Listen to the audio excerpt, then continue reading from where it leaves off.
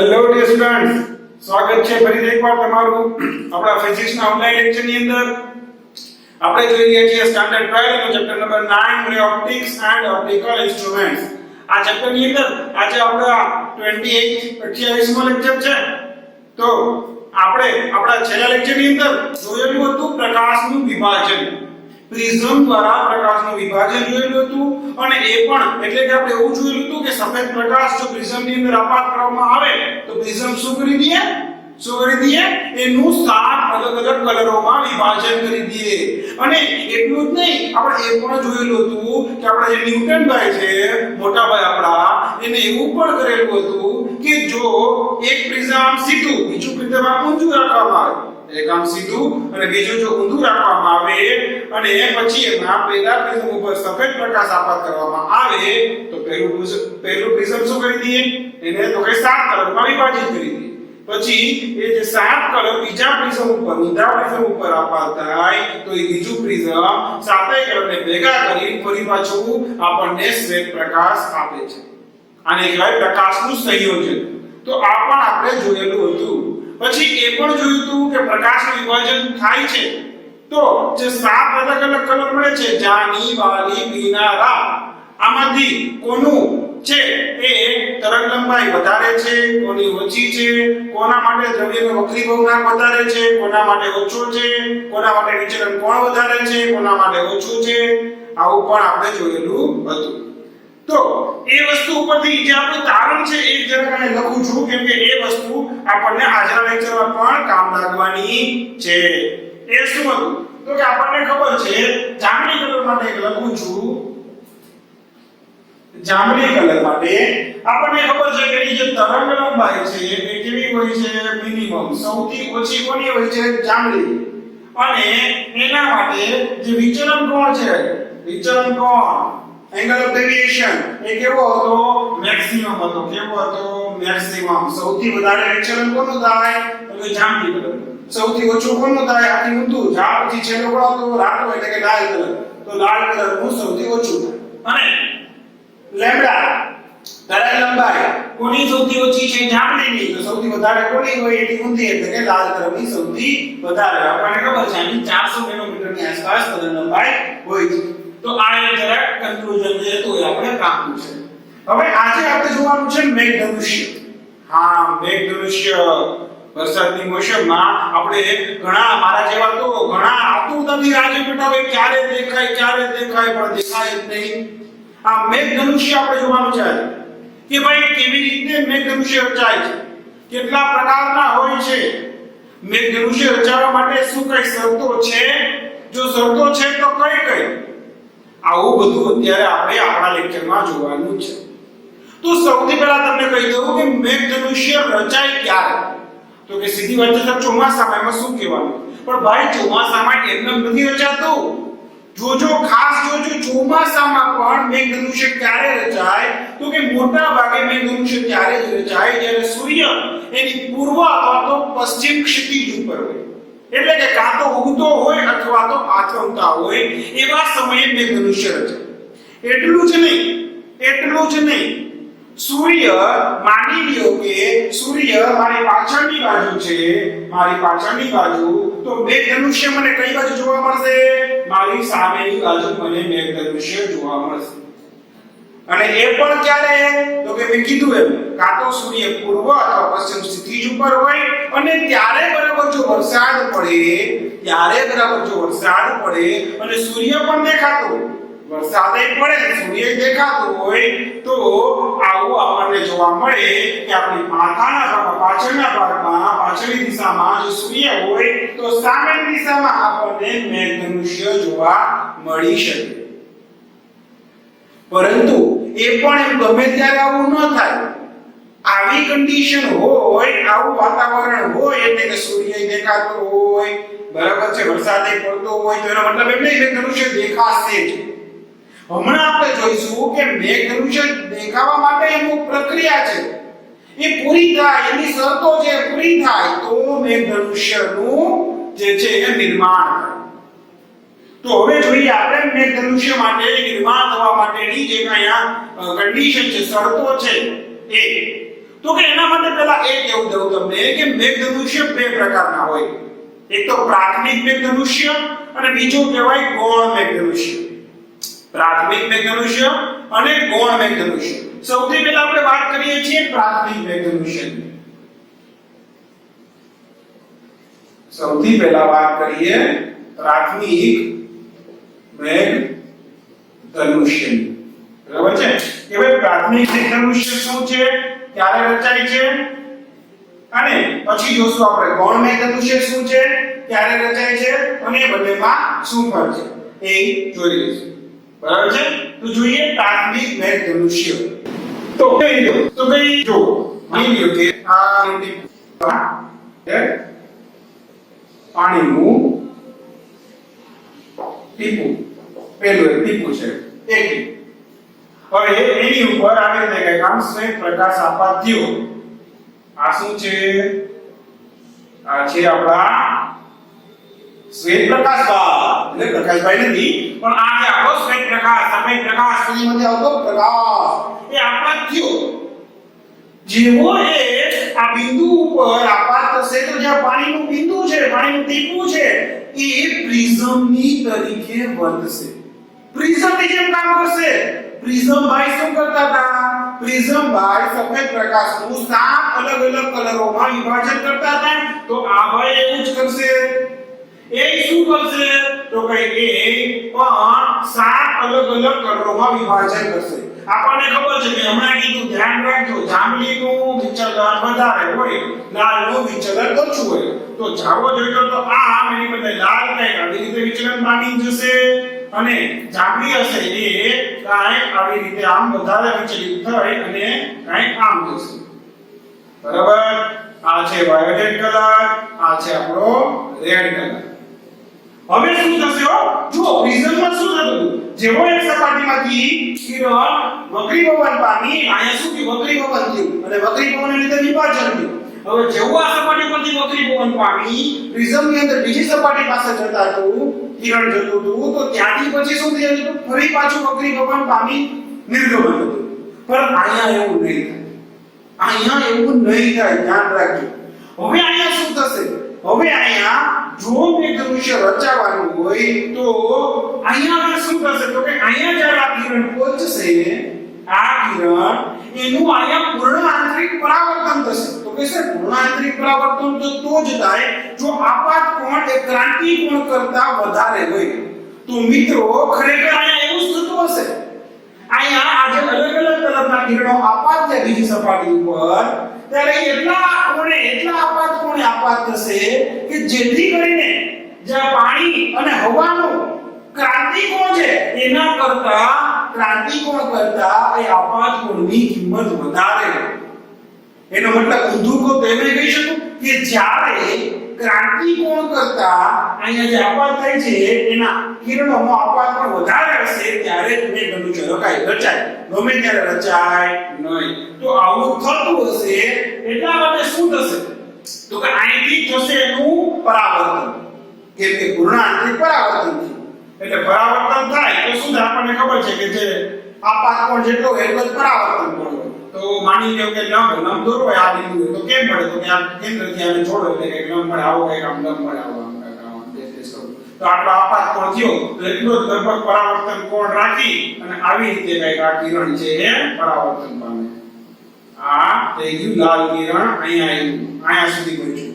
જેવો ફરી પાછો આ સપાટીએ પહોંચશે, ફરી અહીંયા માધ્યમ બદલે એટલે ફરી પાછું હવે અહીંયા શું થશે?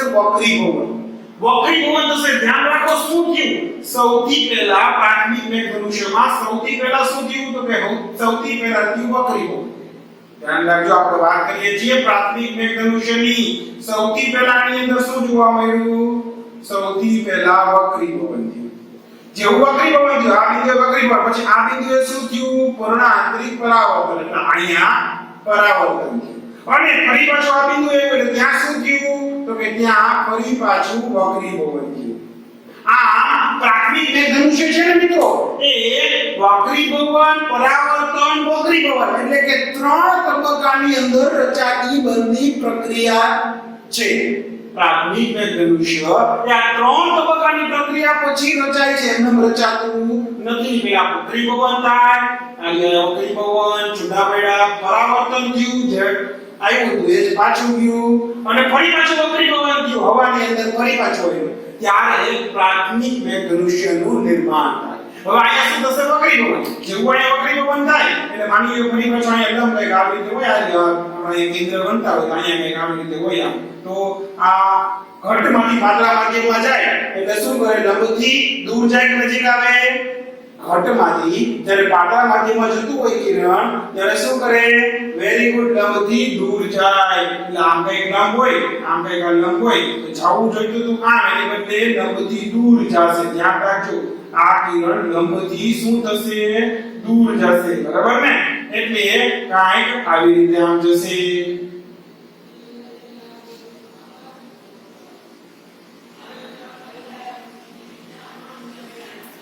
આ કઈક આવી રીતે આમ જશે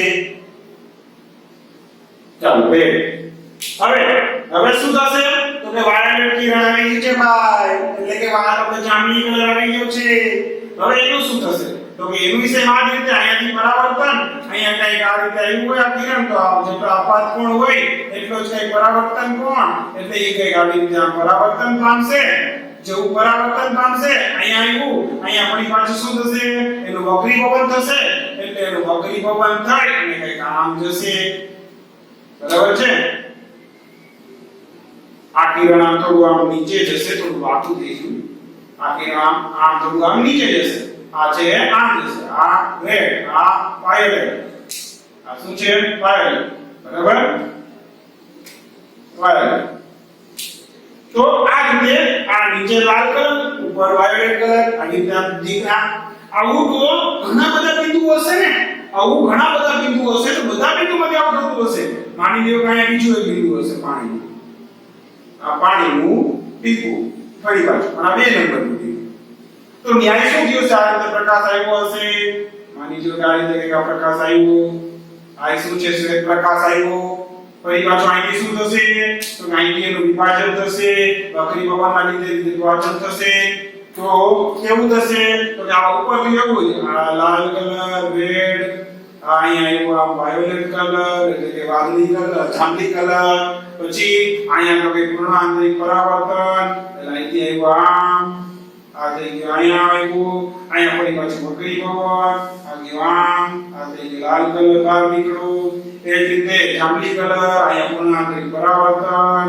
અહીંયાથી ફરી પાછું શું થશે વક્રી પવન એટલે અહીંયા આ મેળો વાયોલેટ આ છે રેડ તો અહીંયા જુઓ કેવું થયું અહીંયા જુઓ કેવું થયું તો કે અહીંયા હવે માની લ્યો કે કોઈ અવલોકનકાર અહીંથી આમ જોતો હોય છે આ તમારે જો અવલોકનકાર હોય ને માની લ્યો કે અહીંથી જોતો હોય મેઘધનુષ્યને જોવે છે તો જુઓ આ અવલોકનકાર અહીંથી મેઘધનુષ્ય જોવે છે તો એને શું દેખાશે એને લાલ કલર ઉપર જાંબલી કલર નીચે દેખાશે કે એની આંખમાં આ બિંદુમાંથી આવતો જાંબલી કલર આ બિંદુમાંથી આવતો લાલ કલર આવે છે ધ્યાન રાખજો આ બિંદુમાંથી આવતો જાંબલી કલર આ બિંદુમાંથી આવતો લાલ કલર આવે છે એટલે ઉપર લાલ કલર દેખાય છે નીચે વાદળી કલર દેખાય છે જાંબલી કલર બરાબર ને નીચે કયો દેખાય છે જાંબલી કલર ઉપર દેખાય છે એને લાલ કલર તો આ જે વ્યક્તિ હશે અવલોકનકાર એને કઈક આવી રીતે મેઘધનુષ્ય દેખાશે ઉપર લાલ કલર દેખાશે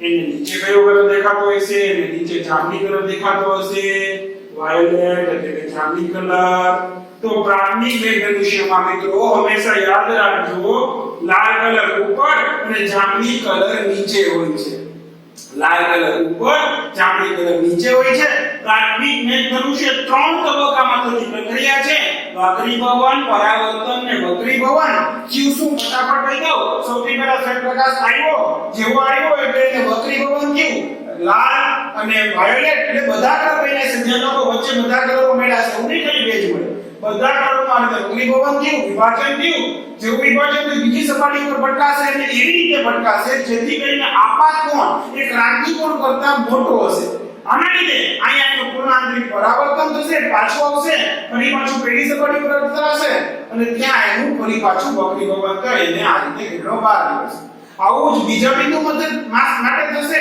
અને જ્યારે અહીંથી નીચેથી કોઈ અવલોકનકાર જોતો હશે તો પહેલા બિંદુમાંથી આવતો નીચેનો કલર એટલે કે લાલ કલર અને બીજા બિંદુમાંથી આવતો ઉપરનો કલર એટલે કે વાયોલેટ કલર એને પોતાની આંખમાં દેખાશે તો એને એવું લાગશે કે ઉપર લાલ કલર અને નીચે જાંબલી કલરનું મેઘધનુષ્ય રચાયું છે. આને આપણે કીધું છે પ્રાથમિક મેઘધનુષ્ય. હવે મિત્રો આટલું બધું તમારી બુકની અંદર લખી લો. પછી આપણે જોઈએ ગૌણ મેઘધનુષ્ય. તો હવે જે પ્રાથમિક મેઘધનુષ્ય જોયું, હવે એ રીતે જોઈએ આપણે ગૌણ મેઘધનુષ્ય. જોઈએ કે એ કેવી રીતે રચાય છે અને બંનેમાં ફરક શું છે. તો સૌથી પહેલા તો જે પ્રાથમિક મેઘધનુષ્ય હતું એ 3 તબક્કાની પ્રક્રિયા હતી. શું હતું? વક્રીભવન, પરાવર્તન અને વક્રીભવન. એવી રીતે ગૌણ મેઘધનુષ્ય 4 તબક્કાની પ્રક્રિયા છે. ધ્યાન રાખજો કે 4 તબક્કાની પ્રક્રિયા છે ગૌણ મેઘધનુષ્ય. કઈ રીતે? તો કે સૌથી પહેલા વક્રીભવન, પછી એનું પરાવર્તન, પછી એનું ફરીથી પરાવર્તન અને પછી થશે એનું ફરી પાછું વક્રીભવન. 4 તબક્કાની પ્રક્રિયા. પહેલા વક્રીભવન થાય, પછી પરાવર્તન થાય, ફરી પાછું પરાવર્તન થાય અને છેલ્લે વક્રીભવન થાય ત્યારે ગૌણ મેઘધનુષ્ય રચાય. જો કઈ જોઈએ માની લ્યો પેલામાં હાથ તો એવી રીતે માની લ્યો કે આ લઈ લ્યો પાણીનું ટીપું. ધ્યાન રાખજો મોટા ટીપા હોય નહીં ભાઈ, નાનકડા હોય ને, આપડા મોટા હોય આ નીચે પડે માથા ભાંગી નાખે કોણ. એટલે આવડા મોટા હોય નહીં.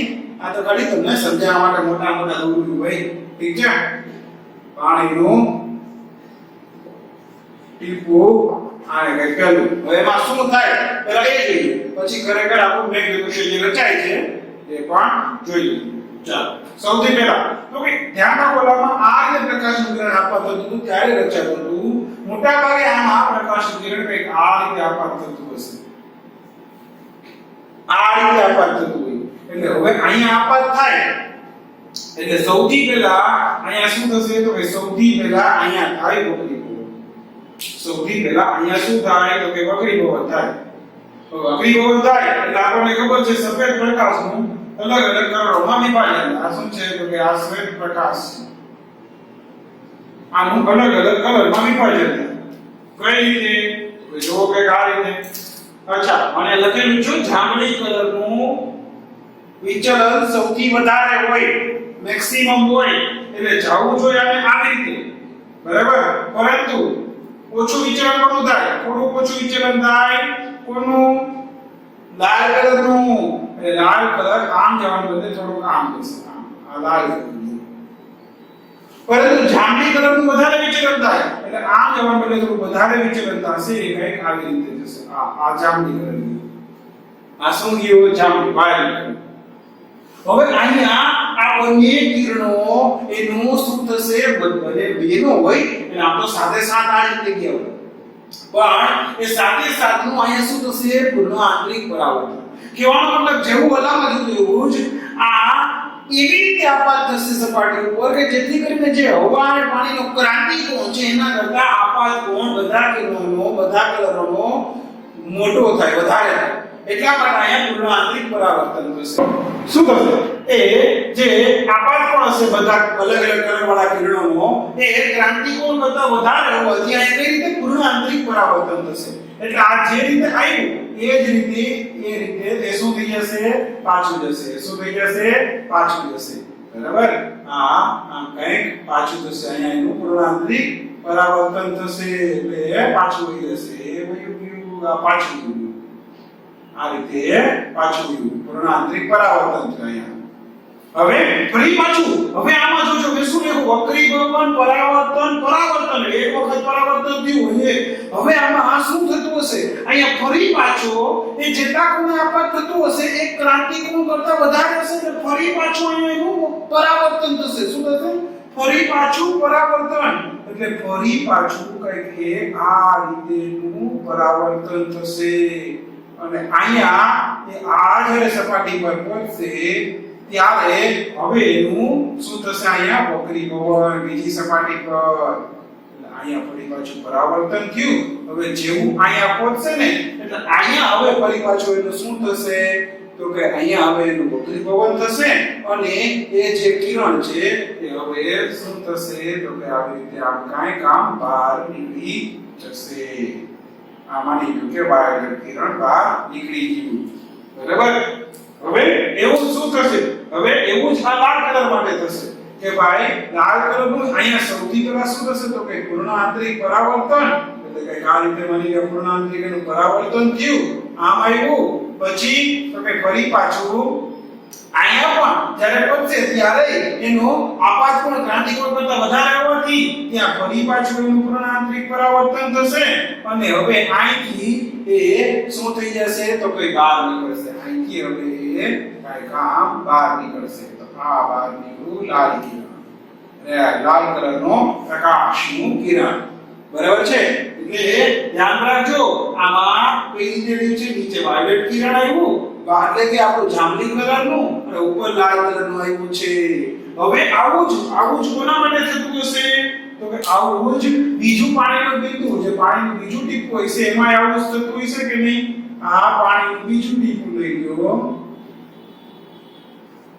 બરાબર એમાં આવું જ થતું હશે આ રીતે પ્રકાશનું કિરણ આવ્યું બરાબર આ શું છે તો કે શ્વેત પ્રકાશનું કિરણ એ આવ્યું એટલે ફરી પાછું અહીંયા એનું વિભાજન થશે પેલા માની લ્યો કે આ લાલ કલરનું જોઈએ તો અહીંયા લાલ કલર આ રીતે આવશે આ એનું વક્રી ભવન થયું આ બિંદુએ એનું પરાવર્તન થશે પૂર્ણાંતરિક પરાવર્તન ફરી છે આ બિંદુએ પૂર્ણાંતરિક પરાવર્તન અને આ બિંદુએ કંઈક આમ બહાર નીકળશે આ આવ્યો લાલ કલર આ આવી ગયો લાલ કલર એવું જ હવે કોનું થશે તો કે એવી જ રીતે હવે ફરી પાછું કોનું થશે તો કે આ વાયોલેટ જાંબલી કલરનું જોઈએ તો એવું જ પાછું અહીંયા જાંબલી કલરનું થશે તો કે આ અહીંયા જાંબલી કલરનું બરાબર એને ફરી પાછું અહીંયા પૂર્ણ આંતરિક પરાવર્તન અહીંયા ફરી પાછું એનું પૂર્ણ આંતરિક પરાવર્તન અને હવે એ શું થશે તો કે અહીંથી આમ કંઈક બહાર નીકળશે વાયોલેટ આ કિરણ આમ આવતું હોય છે આ કિરણ લાલ કિરણ અહીંયા જતું હોય છે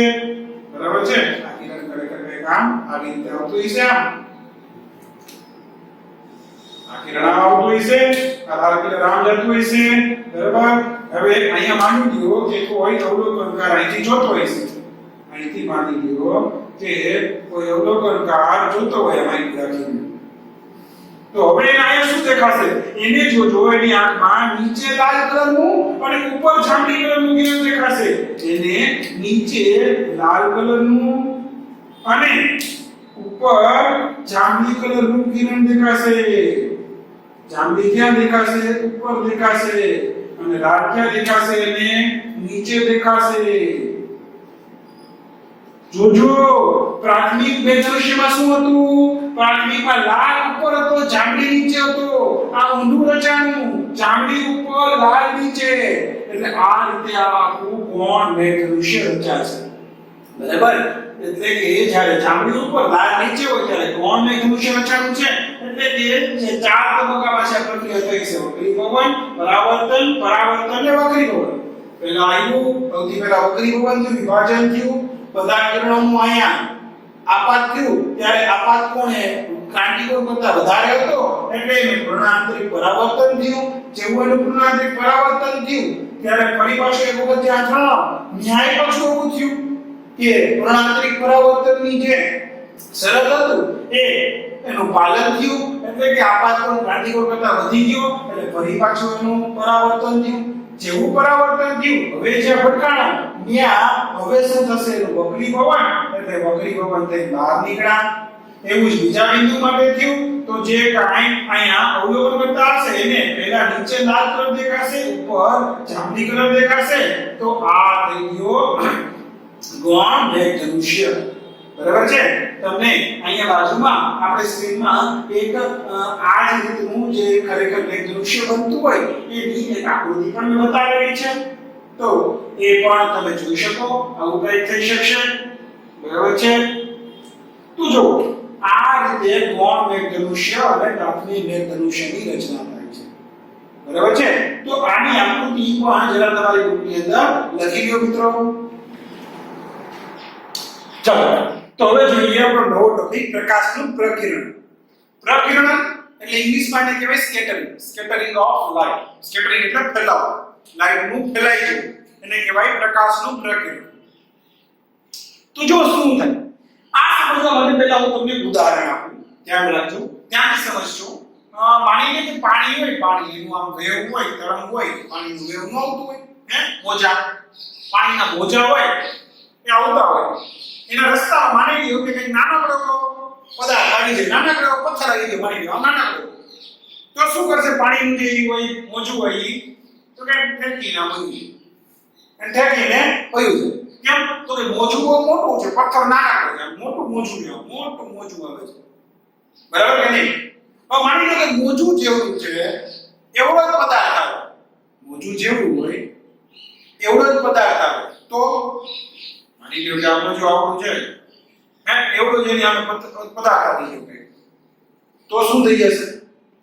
તો કઈ તો આ મોજું છે ને, મોજું જેવડું હોય એવડો જ પદાર્થ, માની લો કે આવડું મોજું જેવડો મોટો પદાર્થ આવી ગયો, તો આ જે મોજું હોય છે પાણીનું, એ પાણી આખું વિખેરાઈ જશે. શું થઈ જશે? આખું વિખેરાઈ જાય, ફટકાઈને વિખેરાઈ જાય, બરાબર? આ બધી બાજુ જોરથી પાણી આવતું, વિચારો પથ્થર એક પડ્યો છે, બરાબર, મોજું આવે છે, પથ્થર મોટો પડ્યો છે, તો આવી ફટકાઈને વિખેરાઈ જશે. વિખેરાઈ નહીં, આ બધી બાજુ વિખેરાઈ જાય કે નહીં? આ વિખેરાઈ જશે, બરાબર કે નહીં? હવે માની લો કે મોજું એનાથી બહુ મોટો પદાર્થ છે, બહુ મોટો, માની લો કે આખી દિવાલ જ છે, તો આખી દિવાલ જ છે, માની લો પાણી આખી કરી દીધી, આપણે પાણીના મોજા આવે આખી પાણી કરી દીધી, તો આપણને ખબર ભટકાય પાણી શું થઈ જાય? પાછું વહી જશે. ભટકાય પાણી શું થઈ જાય? અહીંયા ભટકાશે, પાછું વહી જશે. હવે આથી ઊંધું વિચારો, જો આથી ઊંધું વિચારો, પદાર્થ માની લ્યો કે આવડો આપણે રાખી દે, ફિક્સ છે પદાર્થ આવડો જ છે, પણ હવે અલગ અલગ ઊંચાઈ વાળા મોજા આવે છે.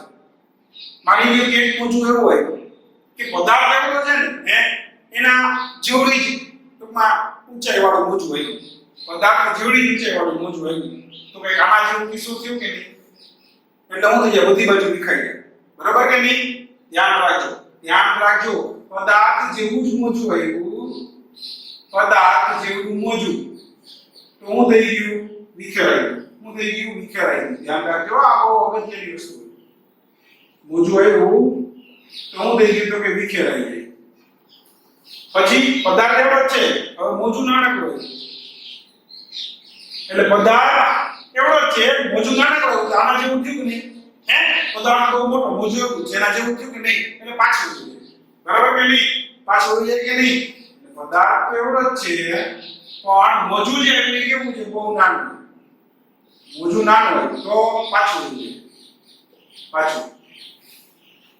હવે તો ભાઈ મોજું બહુ મોટું હોય, બહુ મોટું મોજું હોય, તો પદાર્થ એવો છે પણ મોજું બહુ મોટું હોય, તો ભાઈ મોજું જો બહુ મોટું આવે તો આના જેવો કિસ્સો છે, પદાર્થ નાનો તો મોજું મોટું હોય, ફેંકી ગયું છે. એટલે કે પદાર્થ એવડો જ હતો પણ મોજું કેવું હતું? બહુ મોટું મોજું હોય ભાઈ, તો હું થઈ જશે? કાંઈ નહીં થઈને પાછળનો પસાર થઈ જશે. શું થઈ જશે? પસાર થઈ જાય, ઓછું પાણી છે એ વિખેરાય, મોટા ભાગનું પસાર થઈ જાય. આવું થાય કે તો આવું જ કાંઈ અહીંયા થાય. જોજો હવે પ્રકિરણમાં કંઈક આવું જ થતું હશે, પ્રકિરણમાં કંઈક આવું જ થાય છે, ધ્યાન રાખજો. હવે કેવું થશે? તો કે આપણને ખબર છે કે પ્રકાશ, શ્વેત પ્રકાશ, સૂર્યમાંથી આવતો પ્રકાશ અલગ અલગ કલરોનો બનેલો છે. એમાં જાંબલી કલરની તરંગલંબાઈ સૌથી ઓછી છે અને લાલ કલરની તરંગલંબાઈ સૌથી વધારે છે, મેક્સિમમ છે, અને એનું વિચલન સૌથી મિનિમમ થાય. હવે કેવું થાય? તો ભાઈ હવાની અંદર તો ઘણું બધું હોય, આપણે વાતાવરણમાં પ્રવેશે, જેવો પ્રકાશ, શ્વેત પ્રકાશ વાતાવરણમાં પ્રવેશે, વાતાવરણમાં તો ઘણું બધું હોય ને, ધૂળના રજકણો હોય, આ બધા અલગ અલગ જે ગેસ છે, વાયુઓ, એ હોય, ઓક્સિજન, નાઇટ્રોજન, ઓલોન બધાય હોય, વાયુઓ બધાય હોય કે નહીં? પાણીના બિંદુ હોય કે નહીં? ભેજ હોય ને, આપણે કહીએ ને ભેજ, તો એ પાણીના બિંદુ હોય, અલગ અલગ બધી હશે. તો કેવું થશે? તો ભાઈ હમણાં અહીંયા જોયું એમ, જો બહુ મોજું એટલું હોય તો પસાર થઈ જાય, તો ઓછું એનું ટૂંકમાં વિખેરાય. પણ જો મોજું નાનું હોય તો પાછું આવી જાય અને જેવું જ હોય તો વિખેરાઈ જાય. તો આમાં થાય કેવું? જો કોની તરંગ લંબાઈ વધારે છે? લાલ કલરની તરંગ લંબાઈ વધારે છે. તો આ લાલ કલરનું પ્રકિરણ, લાલ કલરની તરંગ લંબાઈ કેવી છે? વધારે. તો એનું પ્રકિરણ કેવું થાય? જો તરંગ લંબાઈ એટલે કે આ મોજું શબ્દ એ બહુ વધારે હોય તો પ્રકિરણ ઓછું થાય, પસાર થઈ જાય. મતલબ એનું પ્રકિરણ ઓછું. અને જાંબલી કલર છે, જાંબલી કલર ધ્યાન રાખજો. જાંબલી કલરની તરંગ લંબાઈ ઓછી છે. જાંબલી કલરની તરંગ લંબાઈ કેવી છે? ઓછી છે. તો જો તરંગ લંબાઈ બહુ નાની હોય તો શું થઈ જાય? તો કે પાછું આવે. નાની અંદર જેવી બને ને કે જેવડો પદાર્થ હોય એવડી, તો અહીંયા એવું જ થશે. જે જાંબલી કલરની તરંગ લંબાઈ છે મિત્રો 400 નેનોમીટર, એ ખરેખર કેવડી છે? તો કે હવામાં રહેલા રજકણો છે કે પછી પાણીના બિંદુઓ છે એના સાઈઝ જેવડી છે, એના પરિમાણ જેવડી છે. એટલા માટે આનું આ પ્રમાણે શું થશે? તો કે એ વિખેરાઈ જશે. એ શું થઈ જશે? વિખેરાઈ જશે. શું થઈ જશે? એટલે પ્રકિરણ એનું બહુ વધારે થશે એટલે કે વિખેરાઈ જશે. એટલે કેવું થાય? જોજો, એટલે કેવું થશે ખબર? આપણે સવારે હોય બરાબર, આપણે જોઈએ કે ભાઈ સવાર પડી આવે, જનરલી કેવું હોય કે આવું કંઈક હોય. માની લો કે આપણી પૃથ્વી, આ માની લો કે વાતાવરણ આજુબાજુ હવે ગમે ત્યારે બપોર વચારે ગમે ત્યારે આખા દિવસ દરમિયાન તમે સૂર્ય માની લો કે અહીંયા ક્યાંક છે આપણા સૂર્યમાં, હા ક્યારે છે? તો કે દિવસ દરમિયાન. અહીંયા ક્યાંક હોય તો આમાંથી પ્રકાશના કિરણો આવતા હોય. આયો માધ્યમમાં પ્રવેશ, જેવા વાતાવરણમાં પ્રવેશે ને એટલે શું થવા માંડે? પ્રકિરણ થવા માંડે. થાય કેવું? કોનું વધારે થાય? લાલ રંગનું પ્રકિરણ છે કેવું થાય? ઓછું થાય. જાંબલી રંગનું વધારે થાય. એટલે લાલ રંગનું પ્રકિરણ ઓછું થાય એટલે જાંબલી રંગનું વધારે થાય. એટલે જાંબલી રંગ છે ને, જાંબલી કલર એ આખો ફેલાય છે. એટલે બધી બાજુ જાંબલી જાંબલી કલર છે. ધ્યાન રાખજો, બધી બાજુ જાંબલી જાંબલી કલર છે. અચ્છા, પછી જાંબલી થી બધું ઓછું કોનું થતું હશે? થોડું ઓછું. તો યાદ કરો આ કલરની આલી વાલી પીનારા, એટલે સૌથી ઓછું લાલ કલરનું હોય તો સૌથી વધારે જાંબલી કલરનું પ્રકિરણ થતું હોય. તો એથી ઓછું લીલો એટલે કે બ્લુ કલરનું એથી થોડું ઓછું થતું હોય. એટલે પહેલા જાંબલી કલરનો ફેલાઈ ગયો હોય, પછી એથી ઓછું ફેલાનો હોય પણ બ્લુ કલર, એથી ઓછો તો કે વાદળી કલર, એથી ઓછો તો કે લીલો, એથી ઓછો પીળો, એથી ઓછો નારંગી, એથી ઓછો તો કે લાલ કલર. આમ કલર બરાબર કે નહીં? તો કે હવે આપણે ગમે તે આકાશમાં જોઈએ સવારના કે ભાઈ આખા દિવસ દરમિયાન તમને આકાશ કેવું દેખાય? આપણે બ્લુ કલર. તો કે એનું કારણ શું? મેં શું કીધું? જાંબલી કલરનું સૌથી વધુ પ્રકાર બધું ફેલાઈ ગયું જાંબલી કલર. તો કે સર જાંબલી દેખાવું જોઈએ ને, બ્લુ કા દેખાય છે? એનું કારણ છે મિત્રો, આપણી આંખ છે ને એ જાંબલી કલર માટે બહુ જાજી સેન્સિટિવ નથી. એ જાંબલી કલરને બહુ જલ્દી ઓળખી શકતી નથી, જોઈ શકતી નથી. એની બદલે એ બ્લુ કલર માટે બહુ જ જેને કહેવાય ને કે એકદમ સતેજ છે, જોઈ શકે ફટાફટ બ્લુ કલર દેખાય છે. એટલા માટે આપણને બ્લુ કલર, જાંબલી કલરથી ઓછું કોનું થયું છે? બ્લુ કલરનું. એટલા માટે આનાથી ઓછું, આનાથી સહેજ ઓછું કોનું હોય? બ્લુ એટલે કે નીલા કલરનું પ્રકિરણ થાય. બીજી વસ્તુ, આપણી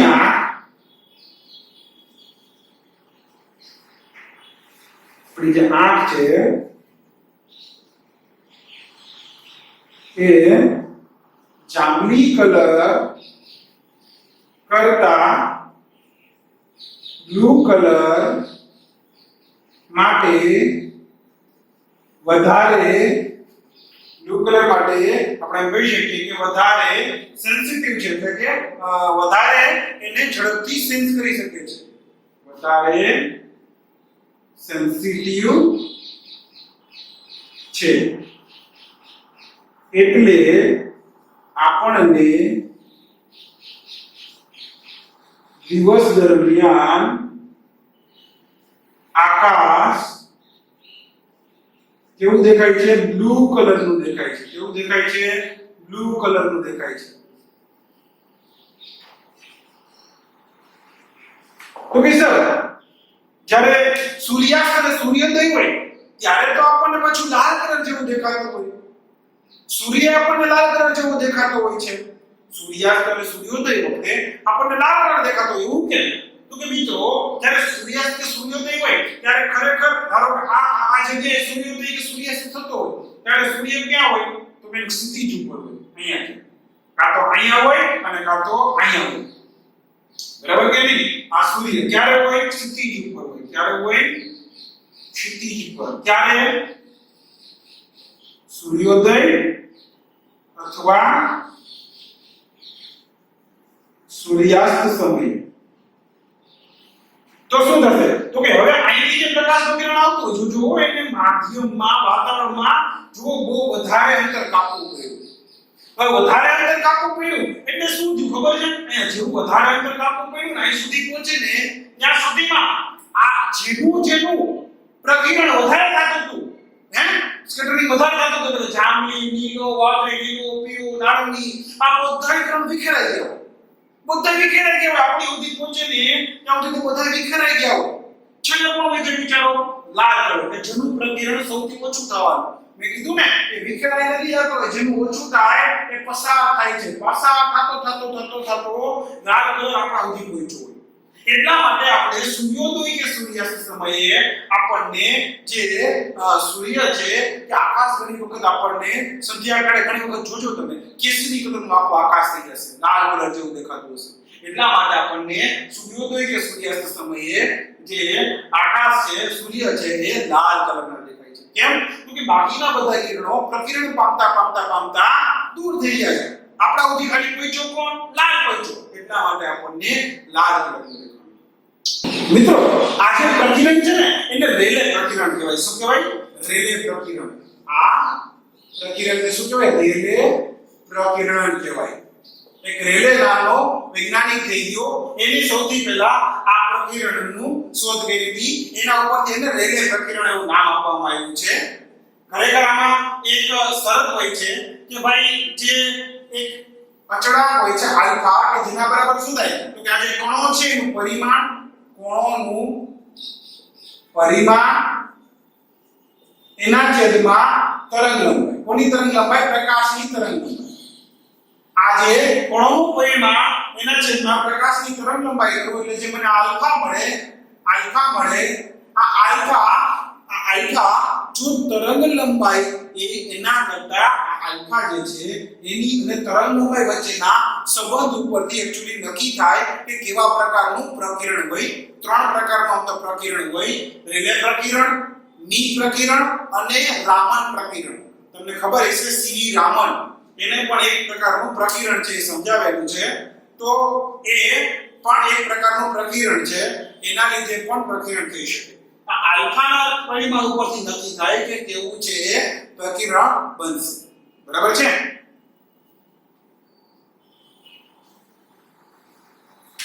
જો આ આલ્ફા એક કરતા બહુ નાનો હોય ને તો ની પ્રકિરણ,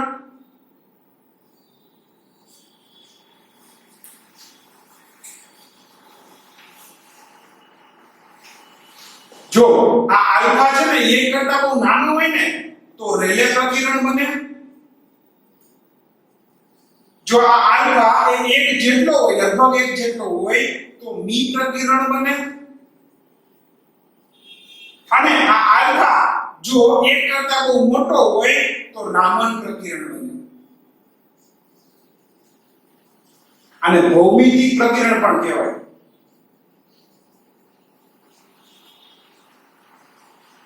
ઠીક છે? અત્યારે તો આપણે ખાલી રેલે પ્રકિરણ જોવાનું છે. અને બીજી એક વસ્તુ, આ રેલે પ્રકિરણમાં, આ રેલે પ્રકિરણની અંદર તમને જે કીધું પ્રકાશની તીવ્રતા છે ને એ તરંગ લંબાઈના ચતુર્થ ઘાતના વ્યસ્ત પ્રમાણમાં ઘટે છે.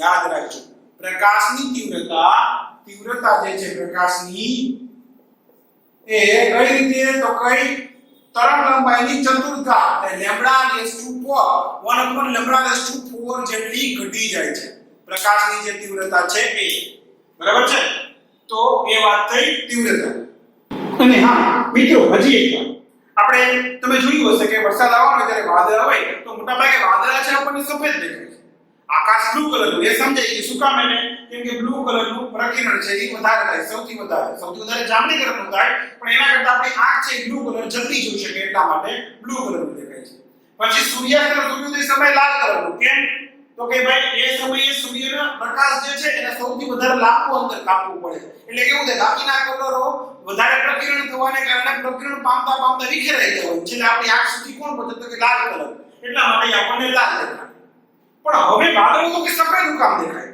તો કે જો મિત્રો વાદળોમાં શું થતું હોય તો એ વાદળોમાં આપણને ખબર છે વાદળોની અંદર શું હોય તો કે પાણી હોય પાણી છે પાણીના ધ્યાન રાખજો વાદળોની અંદર રહેલા પાણીના જે બુંદો છે એ વાતાવરણમાં રહેલા બુંદ કરતા ટીપા કરતા બહુ મોટી સાઈઝના મોટી રાવડી મોટી સાઈઝના નહીં પણ એના કરતા મોટી સાઈઝના કહેવાનો સમજાણું એટલે એને લીધે કેવું થશે જો ધ્યાન રાખજો એટલે હવે કાઈ મેં તમને સમજાવ્યું કે પાણી વાળું કે ભાઈ તરંગ વેવ કરતા તો મોટો પદાર્થ આવી જાય તો શું થઈ જાય તો કે બધું પાણી જાય પાછું જાય એવું જ અહીંયા થશે એવું જ કંઈક અહીંયા થશે માની લ્યો કે જે કંઈ પાણી આવે છે એટલે કે જે કંઈ પ્રકાશના કિરણો બધા આવે છે હવે ત્યાં પાણીના બૂંદને લીધે પાણીના બધા ટીપાને લીધે એ કેવા થઈ જાય મોટા પરિમાણવાળા હોવાને લીધે ત્યાં કેવું થઈ જશે કે જે કંઈ પ્રકાશ પડશે ને એનું બધી બાજુ વિખાઈ જશે એટલે એમ સમજો કે બધા કલરનું સમાન જેને કહેવાય પ્રકિરણ થશે શું થશે બધા કલરનું સમાન પ્રકિરણ થશે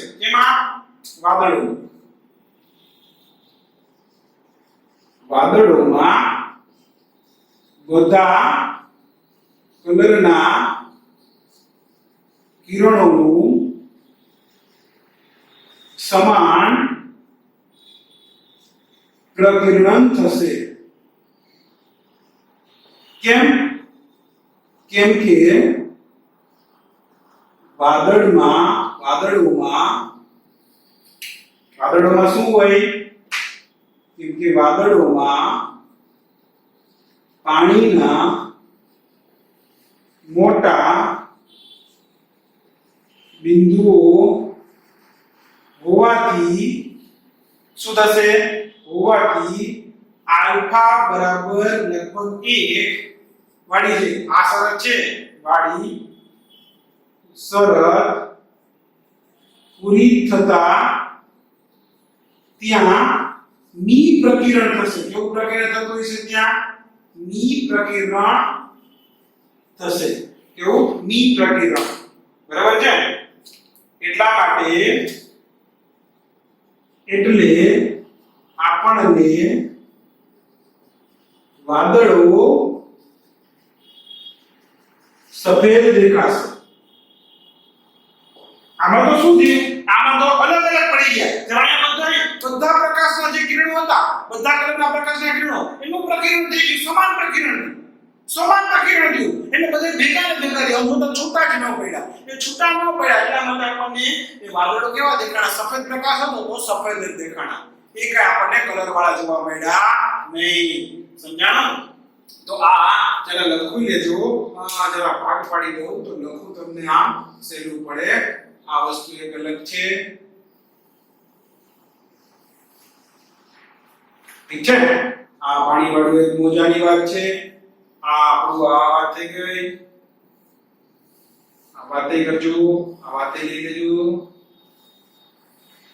ચાલો તો આ વસ્તુ આટલું જરા તમારી બુક ની અંદર ફટાફટથી લખી લ્યો અહીંયા આપણું આ પ્રકાશનું પ્રકિરણ વાળો જે ટોપિક છે એ પૂરો થાય છે લખી લ્યો આ બુકમાં